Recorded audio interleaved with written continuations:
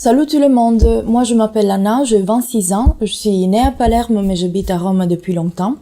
Je viens de terminer ma maîtrise en relations internationales à Rome et j'espère un jour de devenir membre du corps diplomatique de l'Italie. Comme vous pouvez l'imaginer, dans ces domaines, les langues étrangères sont très importantes. Et moi, je commençais à étudier le français quand j'étais toute petite aux écoles primaires, même avant l'anglais.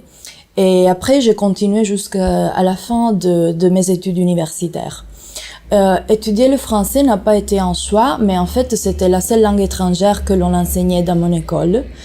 Eh bien, après, j'ai découvert que cette langue magnifique a été très importante et fondamentale dans mon parcours d'études.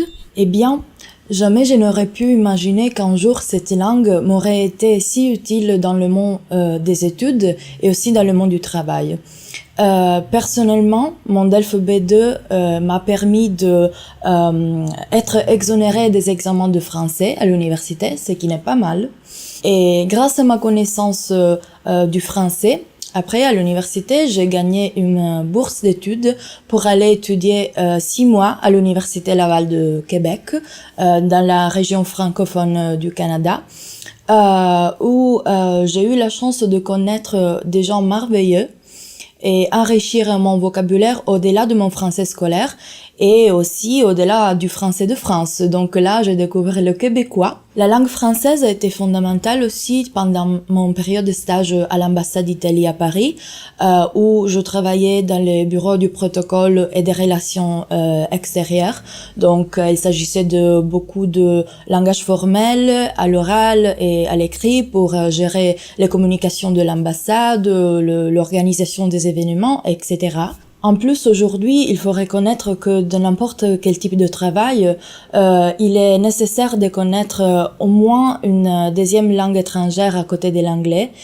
Et surtout si, comme dans mon cas, on aspire à travailler un jour dans le contexte des institutions européennes ou dans les organisations internationales.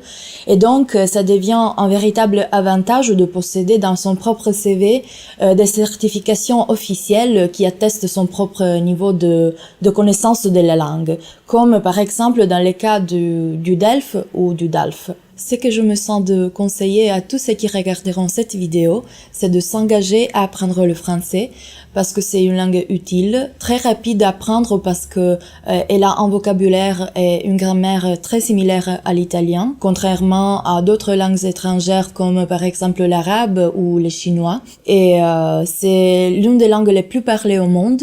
Elle est langue officielle dans toutes les organisations internationales et dans l'Union européenne. Donc allez-y, il n'est jamais trop tard pour commencer.